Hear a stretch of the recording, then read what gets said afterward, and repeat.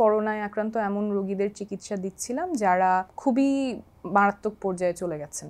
নানা ধরনের মিসইনফরমেশন আমি দেখছিলাম যে করোনা হয়তো অত মারাত্মক কোনো রোগ না, বাংলাদেশিদের হয়তো এটা তেমন কোনো এফেক্ট করবে না। আমি ঢাকা মেডিকেল কলেজ থেকে পড়াশোনা শেষ করার পরে আমিও প্র্যাকটিসেই ঢুকেছি। আপনি যেটা বলেছেন, আমি ঢাকা মেডিকেল কলেজে কাজ করেছি ডাক্তার হিসেবে, এরপর এভারকেয়ার হাসপাতালে কাজ করেছি এবং বিগত বছরগুলোতে 8 বছর আমি ডাক্তার হিসেবেই কাজ করেছি। যুক্তরাজ্যে ছিলাম, ওখানে সরকারি হাসপাতাল NHS-এ কাজ করেছি ডাক্তার হিসেবে, এমার্জেন্সি মেডিসিন। সো পুরো দস্তুর আমি হাসপাতালের যে ডাক্তার সেভাবে কাজ করেছি। তার পাশাপাশি সামাজিক যোগাযোগ মাধ্যমে যেটার কথা বলছেন সেটার পেছনে কিছু গল্প আছে। মূলত আমি যখন করোনার মহামারীটা শুরু হয় তখন আমি যুক্তরাজ্যের একটা হাসপাতালে এমার্জেন্সি মেডিসিনে কাজ করছিলাম ডাক্তার হিসেবে।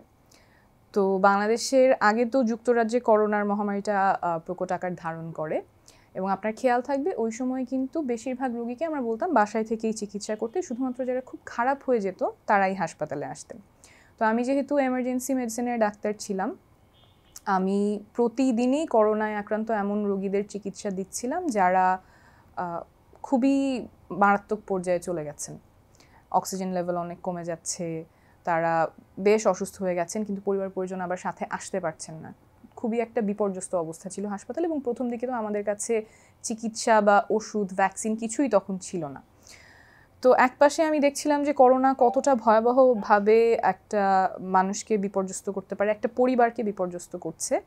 কিন্তু আমি যখন বাসায় আসছি, সোশ্যাল মিডিয়া স্ক্রল করছি, তখন নানা ধরনের মিসইনফরমেশন আমি দেখছিলাম যে করোনা হয়তো অত মারাত্মক কোনো রোগ না, করোনা তেমন কাউকে কাবু করে না, বা বাংলাদেশিদের হয়তো এটা তেমন কোনো এফেক্ট করবে না।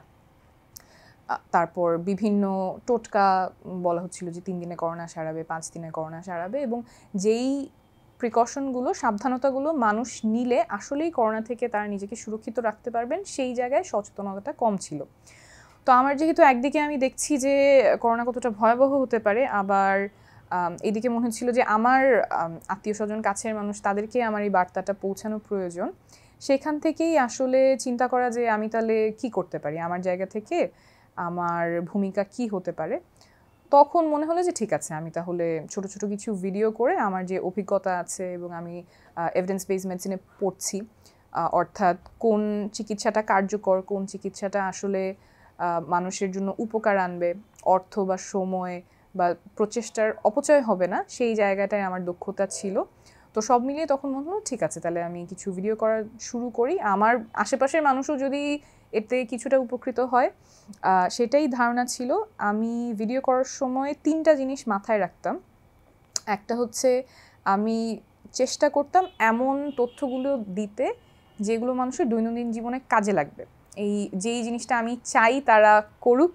আমাদের চিকিৎসা বিজ্ঞান বা যে কোনো টেকনিক্যাল ব্যাকগ্রাউন্ডেই যেটা হয়, মনে হয় যে আমরা একটু নিজেদের দুনিয়ায় চলে যাই। তো সেটা না করে যেটা মানুষের জন্য রেলেভেন্ট হবে ওই তথ্যগুলো দেওয়া, খুব শর্ট রাখা ভিডিওগুলো, শুধুমাত্র প্রয়োজনীয় তথ্যগুলো থাকা, এভিডেন্স বেসড করা, অর্থাৎ এমন কোনো কিছু না বলা যেটা আসলে কার্যকর হবে না, এবং সাধারণ মানুষের ভাষায় বলা। এই যে আপনি একটা পজিটিভ কাজ, নিশ্চয়ই এটা পজিটিভ কাজ এবং এটা মানুষকে ব্যাপকভাবে উপকৃত করেছে, যেটা আমরাও দেখেছি।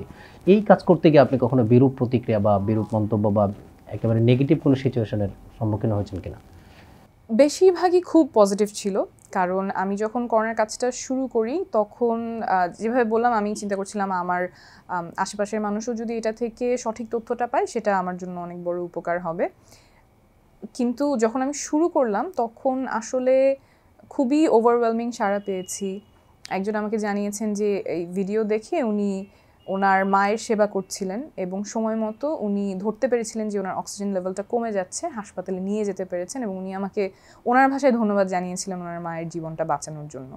এটা আসলে অনেক বড় পাওয়া। এই মানুষটাকে আমি হয়তো কোনোদিন দেখবো না, চিনবো না, কিন্তু এই ডাক্তার হিসেবে বা মানুষ হিসেবেই এটা অনেক বড় পাওয়া।